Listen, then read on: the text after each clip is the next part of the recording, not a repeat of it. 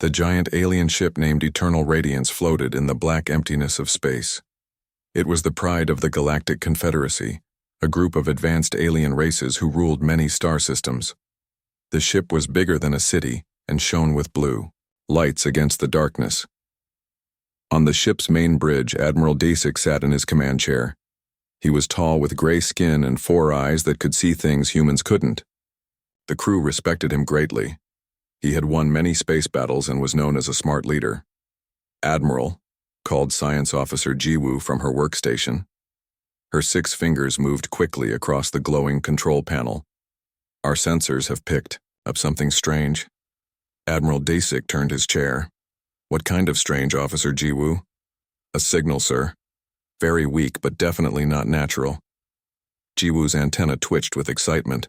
She had joined the flagship crew only 2 months ago, and this was her first unusual discovery. It's coming from Sector 12, an empty part of space where nothing should be. Put it on the main screen, ordered Dasik. The giant screen at the front of the bridge lit up with a star map. A small red dot blinked in the corner. Magnify, said Dasik. The image zoomed in. There, drifting alone in the darkness, was a small ship. It looked very old. Its metal skin was covered with tiny dents and dark spots from years of floating through space. To the aliens, it looked primitive and simple compared to their sleek, advanced vessels. "What kind of ship is that?" asked Commander Hoon, who stood beside the Admiral. His voice held a note of amusement. "It looks like it might fall apart any moment." Jiwoo studied her readings. "It's very old, sir. My instruments say it has been traveling for over 300 years. The technology appears primitive. Chemical rockets, basic metal shell, old-style radiation shields."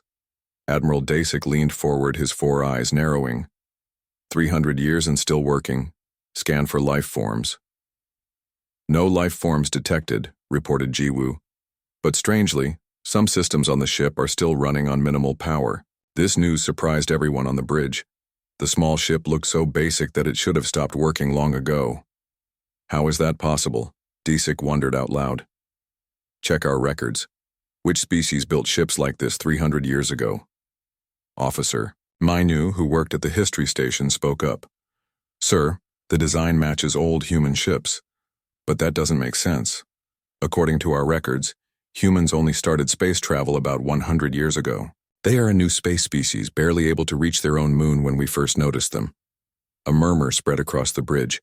Several alien officers exchanged knowing looks. Humans were seen as a young, unimportant species in the galaxy. They had only recently been discovered by Confederacy scouts, who reported them as primitive beings just learning to leave their planet. High Counselor Taeyong, who was visiting the flagship, walked to the front of the bridge. Her scales changed color with her mood, now showing a pattern of amused curiosity. As a member of the ruling council, her word carried great weight. "What an interesting find," she said, her voice smooth and cold. "A human relic so far from their home system? Bring it aboard. Our scientists might find it educational." The crew hurried to obey. Admiral Dasik gave the order. "Activate tractor beam. Bring the vessel to holding bay 3. Outside the massive alien ship, a green light shot out and surrounded the small, human vessel. Slowly, the ancient ship was pulled toward the Eternal Radiance. "Make sure the holding bay is sealed," ordered Dasik.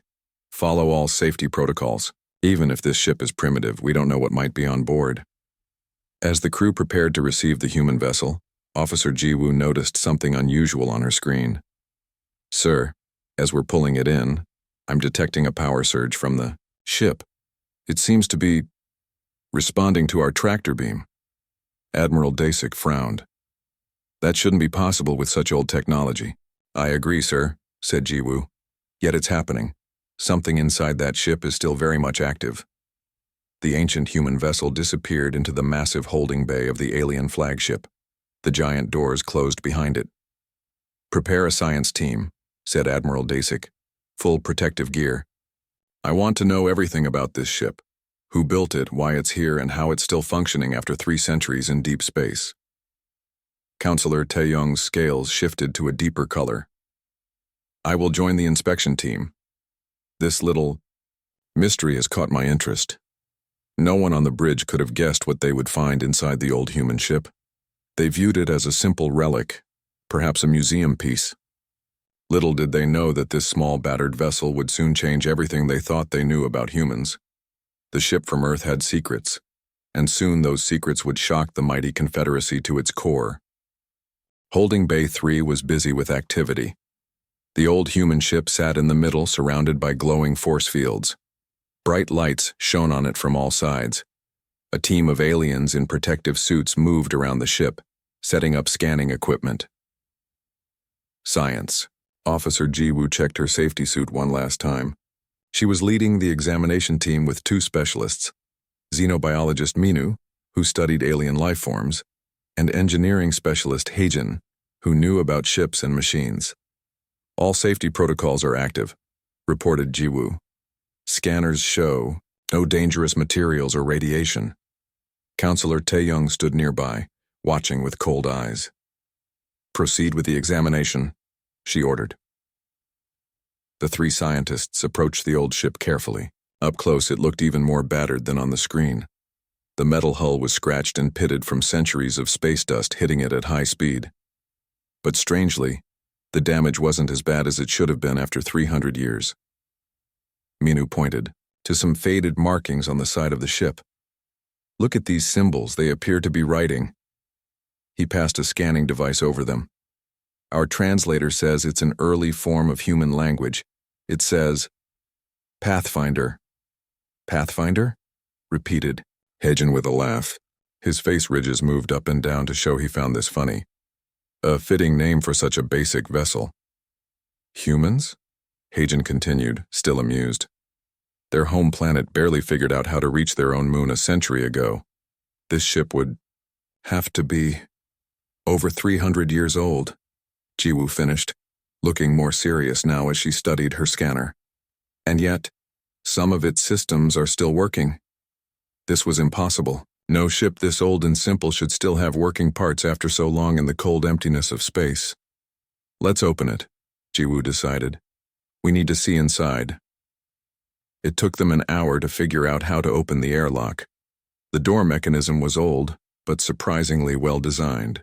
When they finally got it open, they expected to find a decayed interior, perhaps filled with old equipment turned to dust.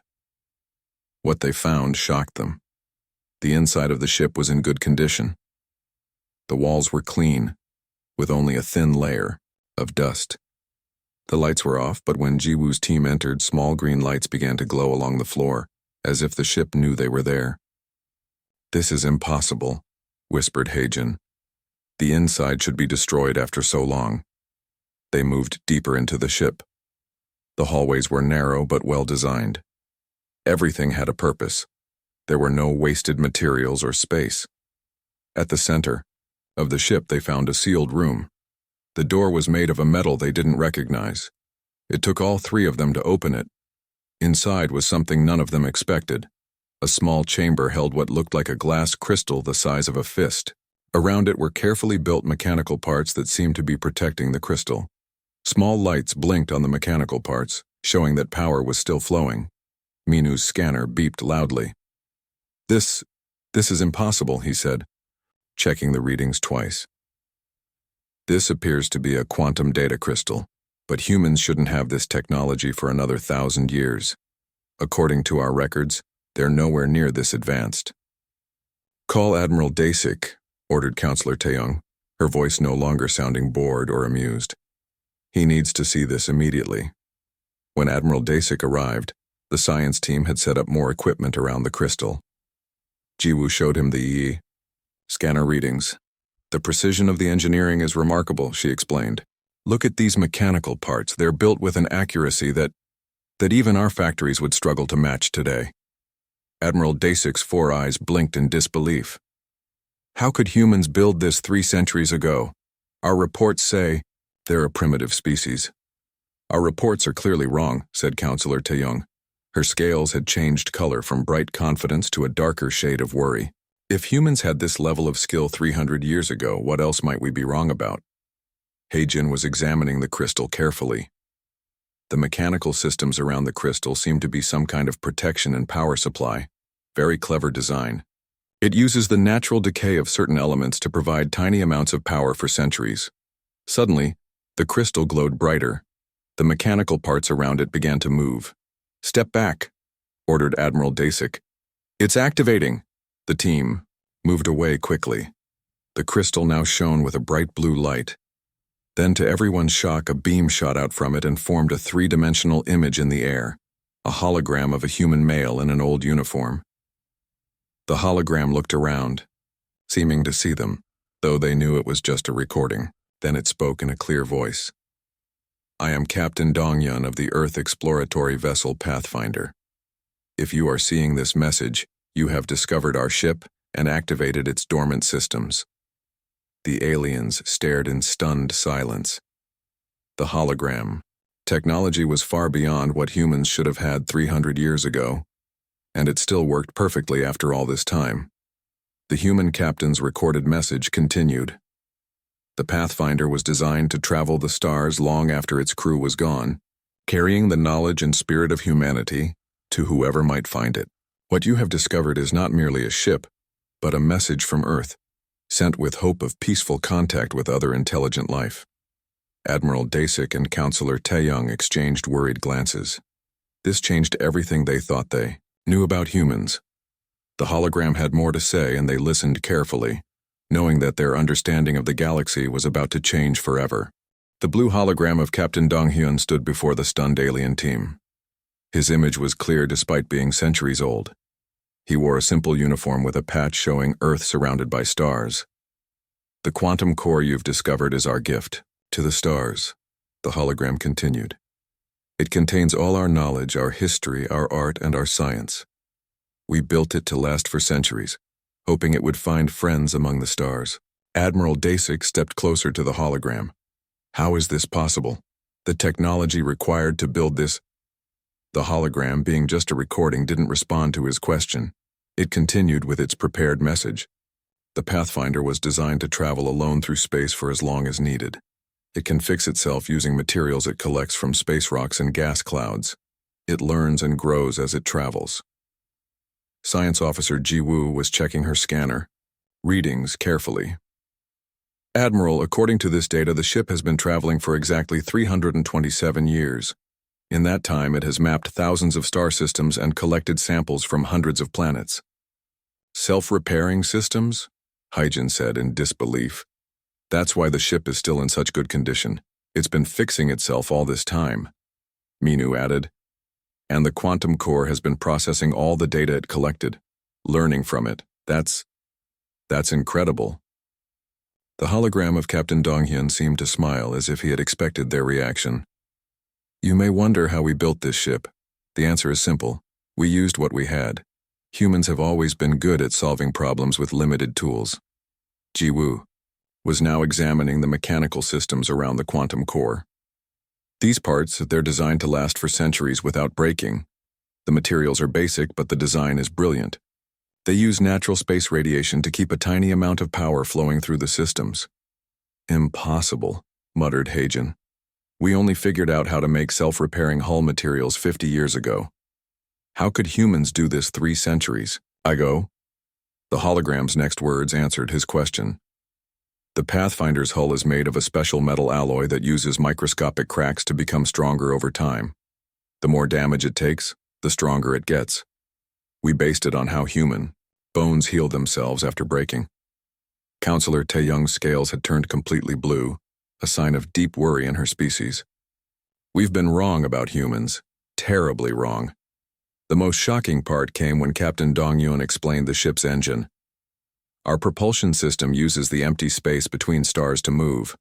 What looks empty is actually full of energy. We found a way to use that energy to push our ship forward. Scientists said it couldn't be done, but we did it anyway." Hyjin looked like he might faint. That's the void propulsion theory. Our best scientists only started suggesting it. Might be possible 20 years ago. Humans shouldn't even understand the basic math behind it for another 500 years. "The most remarkable thing," Ji-woo said quietly, "is that they did all this with simple tools. They didn't have quantum computers or neural interfaces, just mechanical parts and clever design. The hologram continued. We built the Pathfinder with peace in mind. It carries no weapons. Its only purpose is to learn and share knowledge. We hope whoever finds it will see that humans wish to be friends to all life in the galaxy. Admiral Dasik turned to Counselor Taeyong. This changes everything. The Confederacy classified humans as a primitive species barely worth watching. We even allowed mining companies to set up operations in the outer parts of their solar system, thinking humans wouldn't notice for centuries. Taeyong's scales pulsed with alarm. If they built this ship 327 years ago, what might they be capable of now? They could already know about our mining operations. They might see them as an invasion. The hologram reached its final message. If you're watching this, it means the Pathfinder found intelligent life among the stars. We programmed it to activate only when it was brought aboard another ship. That means you have space travel, just like us. We hope this is the beginning of friendship between our worlds. Then the hologram showed something that made all the aliens freeze. A detailed star map appeared, with a clear path marked through the stars. It was the Pathfinder's journey from Earth, a direct line pointing exactly to the human homeworld. We've included coordinates to find Earth, the hologram said. We look forward to meeting you, friends from the stars. With those words, the Aiko hologram faded, but the mechanical systems around the quantum core were now fully active. Lights blinked faster. A humming sound filled the room. What's happening? Asked Admiral Dasik. Jiwoo checked her scanner. The ship is sending a signal, sir, a very powerful signal. Block it, ordered Taeyong. I can't, Jiwoo said, looking worried. It's using a type of transmission we've never seen before. It passes right through our shields. Minu realized what was happening. It's a beacon. The humans programmed their ship to send a signal home if it was ever found. They planned for this moment centuries ago. You mean? Dasik started. Yes, said Minu. The ship is telling Earth about us. It's telling them exactly where we are. The aliens looked at each other with new understanding. The humans had sent out their ship not just to explore but as a clever trap. Anyone who found it would reveal themselves to Earth. First contact was now certain to happen, and the humans had arranged it all 3 centuries ago. What kind of minds could plan so far ahead? What kind of species could build such clever machines, with such simple tools? For the first time, the mighty Confederacy felt a chill of uncertainty about the primitive humans they had so easily dismissed. News of the human ship spread quickly through the massive Confederacy fleet. Whispers and rumors flew from ship to ship. Many didn't believe it at first. How could primitive humans have built something so advanced? Admiral Dasik now sat in the diplomatic chamber of the Eternal Radiance. Large screens surrounded him, showing the faces of the full Confederacy Council. 12 alien leaders from different worlds looked down at him with worried expressions. This report cannot be accurate, said Counselor Yunki, his long tentacles moving with agitation. His species came from an ocean world and never fully adapted to being dry. Our central records clearly show Earth as a Category 3 developmental world. How could our information be so wrong? Science Officer Jiwoo stood beside Admiral Dasik.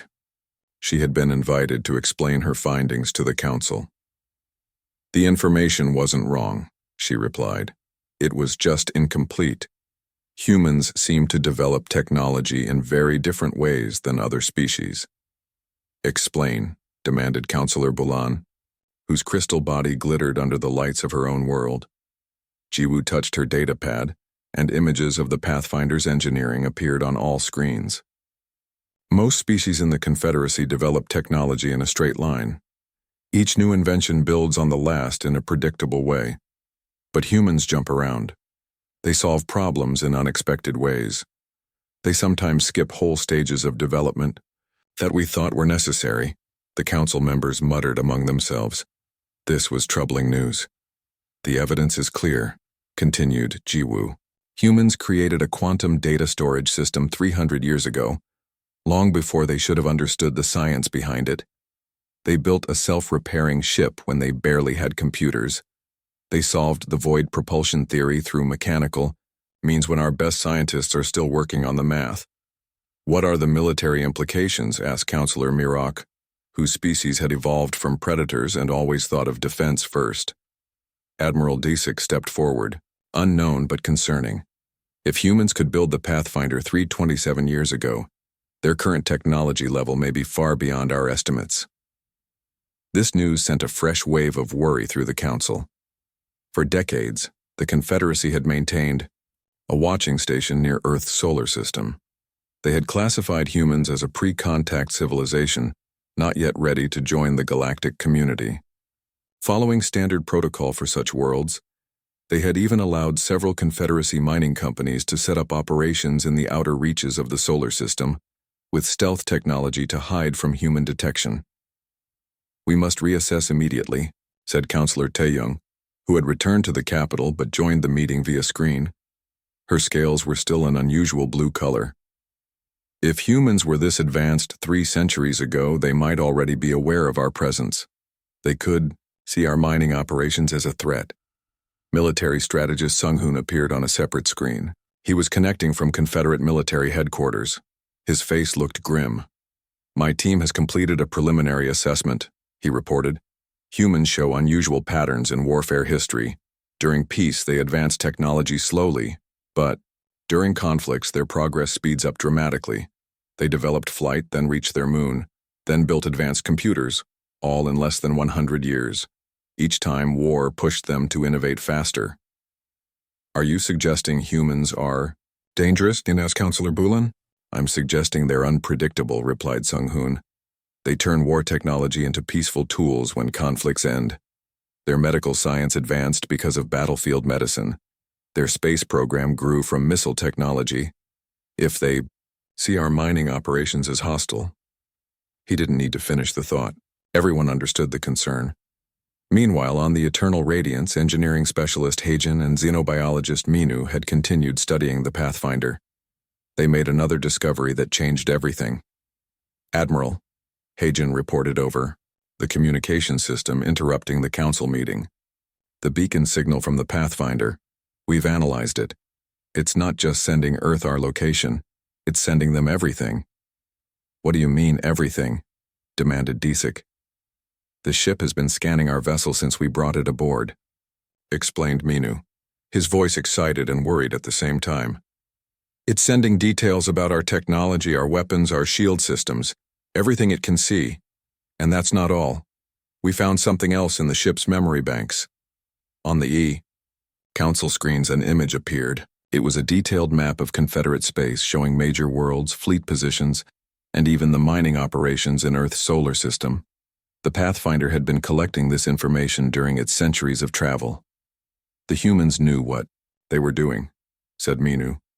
"They sent out this ship to find other civilizations, yes, but also to learn about them before making contact. They've been studying us without our knowledge." Silence fell over the council chamber. The implications were enormous. For centuries, the Confederacy had believed it held the advantage of knowledge. Now they discovered the humans might have been watching them all along. "We need to decide on a course of action," said Admiral Dasick finally. "The beacon has been active for 6 hours. Even with the distance to Earth, they'll receive the signal. Soon. First contact is inevitable now." Counselor Hyunki's tentacles twisted with anxiety. "We should send a battle fleet. Show our strength from the beginning." "No," said Counselor Taeyong firmly. "That would be a terrible mistake. If humans can build ships like the Pathfinder with primitive tools, what might they be capable of now? We don't know their true strength. A show of force might provoke them." "I agree," said Admiral Dasick. "The Pathfinder carries no weapons. Its message speaks of peace and knowledge sharing. We should approach with similar intentions." After hours of heated debate, the Council reached a decision. The Confederacy would send a diplomatic mission to Earth, led by the Eternal Radiance. They would approach openly, not under stealth. They would bring the Pathfinder as a gesture of goodwill. As the council meeting ended, Admiral Dasick returned to the holding bay where the human ship sat. He looked at it with new eyes. What had seemed like a primitive relic now appeared as something far more valuable, a key to understanding a species that might change the Confederacy forever. "Prepare for departure," He ordered his crew. Set course for the Sol system, for Earth, and treat the Pathfinder with the respect it deserves. It's no longer a museum piece. It's a messenger that outsmarted us all. As the massive engines of the Eternal Radiance powered up, Admiral Disick wondered what the humans would be like. Had they continued to advance at the same surprising pace? Would they be peaceful as the Pathfinder's message suggested? Or would they be angry about the mining operations in their system? Whatever waited at Earth, one thing was certain. The Confederacy's view of the galaxy had changed forever. No longer could they simply divide species into advanced and primitive categories. The humans had proven that innovation could take unexpected paths. Perhaps there were other surprises waiting among the stars. The Eternal Radiance turned toward Abreu, Earth, carrying with it a 327-year-old message finally being delivered to its intended recipients. The Confederacy flagship Eternal Radiance moved slowly into the solar system. Its massive engines glowed blue against the blackness of space. For the first time in Confederacy history, the ship was not using its stealth systems. It wanted to be seen. Admiral Disick stood on the bridge, watching the screens carefully. His 4 eyes blinked nervously. This was the most important moment of his long career. First contact with humans would change everything. "We are passing the orbit of the gas giant they call Jupiter," reported the navigation officer. "Still no sign of human ships." Dasick nodded. Perhaps the humans hadn't received the Pathfinder's signal yet. Perhaps they weren't as advanced as the Confederacy now feared. Then the sensor officer called out, "Multiple objects approaching at high speed. They just appeared from behind the red planet." "Show me," ordered Dasick. The main screen lit up. A fleet of sleek ships was moving toward them. The ships were smaller than the Eternal Radiance but moved with incredible speed. Their design was strange but somehow familiar. "Scan those vessels," Disick ordered. Science Officer Jiwoo studied her screens. "Sir, those ships, they have elements of Pathfinder's design. They're clearly human vessels, but far more advanced. They're using some form of the void propulsion system, but much more efficient than what we saw in the ancient ship." "Are they charging weapons?" asked Disick, concerned. "No," replied Jiwoo. "They're scanning us, but their weapon systems appear inactive. They're hailing us," the communications officer reported, in perfect Standard Galactic. This news shocked everyone on the bridge. Standard Galactic was the common language of the Confederacy, developed over thousands of years. How could humans know it? "Put them through," ordered Disick, straightening his uniform. The screen changed to show a human female. She wore a dark blue uniform with gold markings on the shoulders. Her face showed no fear, only calm confidence. "This is Admiral Ji-hee of the Earth Defense Force," she said. "We've been expecting you since our Pathfinder beacon activated. Welcome to Earth space." Disick blinked all 4 eyes in surprise. "You knew we were coming?" Admiral Ji-hee nodded. "Of course. The Pathfinder did exactly what it was designed to do. It found you and told us about you." "How do you speak our language?" Disick asked. "The Pathfinder sent us detailed information about your language, culture, and technology," Ji-hee explained. "We've had time to prepare for this meeting." Now Dasick understood. The humans hadn't just been clever 327 years ago. They had planned this first contact down to the smallest detail. The Pathfinder wasn't just an explorer. It was a scout ship sent to learn everything possible about any advanced species it found. "We come in peace," Disick said, using the traditional greeting. "We bring your Pathfinder back to you as a gesture of friendship." "We are pleased to hear that," replied Ji-hee. "We invite a delegation from your ship to Earth for formal diplomatic talks. And yes, we would be honored to have the Pathfinder returned. It has completed its mission admirably." 2 days later, Admiral Dasick and Counselor Taeyong led a small group to Earth. They traveled in a human shuttle escorted by the sleek Earth ships. Through the windows, they saw the blue planet growing larger. It was beautiful, with blue oceans and white clouds. The formal diplomatic meeting took place in a large glass building called the Global Unity Center. Humans from different parts of Earth had gathered to meet the aliens. The Confederacy team was amazed by the diversity of humans. They had different skin colors, different sizes, different features, yet all were the same species. During the cultural exchange that followed, the humans revealed more about their approach to technology. Chief Scientist Yunjae, a human with gray hair and kind eyes, explained their philosophy. The Pathfinder was one of 50 vessels we sent to the stars, she said. Each was built differently, with unique technologies and approaches. We didn't know which would work best, so we tried many paths at once. 50 ships? Asked Taeyong, her scales changing color with surprise. Where are the others? Still traveling, replied Yunjae with a smile. The Pathfinder was the first to complete its mission. The others are still searching for different civilizations. The Confederacy delegation was stunned by this news. There were 49 more human ships out there, possibly moving toward other Confederacy worlds or other alien civilizations. As the talks continued, Admiral Dasik learned more about human innovation. What had seemed like primitive design choices in the Pathfinder were actually brilliant adaptations. The analog mechanical systems were chosen because they could work for centuries without breaking. The simple materials were picked for their durability, not because humans couldn't make better ones. In our history, Admiral Jihye told Dasik during a private conversation, we never had the luxury of perfect conditions. We had to make do with what we had. We learned to solve problems with limited tools and materials. This was a completely different approach than the Confederacy's careful, step-by-step technological development. Humans tried thousands of different solutions at once, keeping what worked and constantly mixing old and new ideas in surprising ways. After a week of talks, the Confederacy Council made an unprecedented decision. They offered Earth full membership in the Galactic Confederacy, something never before done for a species previously classified as pre-contact. As a gesture of goodwill, they formally returned the Pathfinder to its creators. The ancient ship was now displayed in a special museum in a place called Washington, D.C., honored as the vessel that changed humanity's place in the galaxy.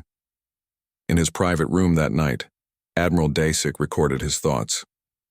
Today marks a turning point in Confederacy history. We have met a species that reminds us of something we had forgotten in our thousands of years of careful progress. That the best ideas often come not from perfect conditions but from overcoming challenges. The humans call it thinking outside the box. I believe it's a lesson the Confederacy needed to learn again. As the Eternal Radiance prepared to leave Earth, carrying the first human ambassadors to the Confederacy capital, Admiral Dasik looked out at the blue planet. The supposedly primitive humans had changed his view of the galaxy forever, and he wondered what other surprises might be waiting among the stars, carried by 49 other human ships still traveling through the darkness of space.